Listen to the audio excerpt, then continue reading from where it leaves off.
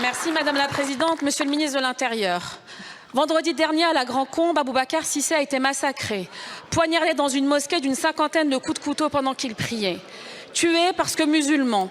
Nous adressons toutes nos condoléances à l'ensemble de sa famille et ses proches que nous avons reçus ce matin à l'Assemblée nationale. Face à cet attentat terroriste islamophobe, où était le ministre chargé de protéger tous nos concitoyens, quelle que soit leur confession?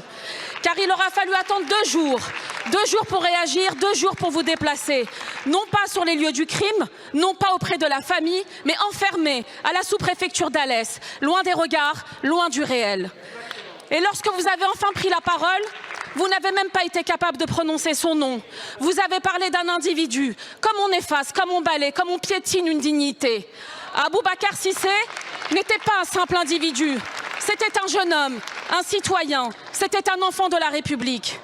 Depuis des années, vos discours répandent la suspicion et attisent la haine contre nos compatriotes musulmans.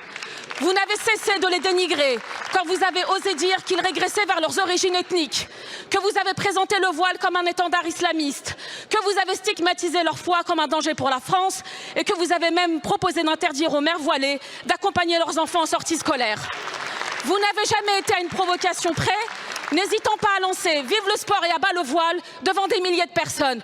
Pourtant, vous êtes aussi ministre des cultes, mais vous avez trahi votre charge, vous avez failli et aujourd'hui les musulmans ont peur.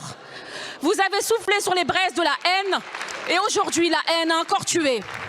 Votre silence, votre mépris, votre désertion ne sont pas une simple faute politique. C'est une faute morale. C'est le signe que pour vous, la vie d'un citoyen musulman vaut moins que celle d'un autre. Alors je n'ai qu'un seul message pour vous. La République mérite mieux que vous. La République exige mieux que vous. La seule issue décente, Monsieur Retailleau, c'est votre démission. Partez organiser votre congrès. Les Français ont besoin d'un ministre à plein temps pour les protéger. Allez-vous-en.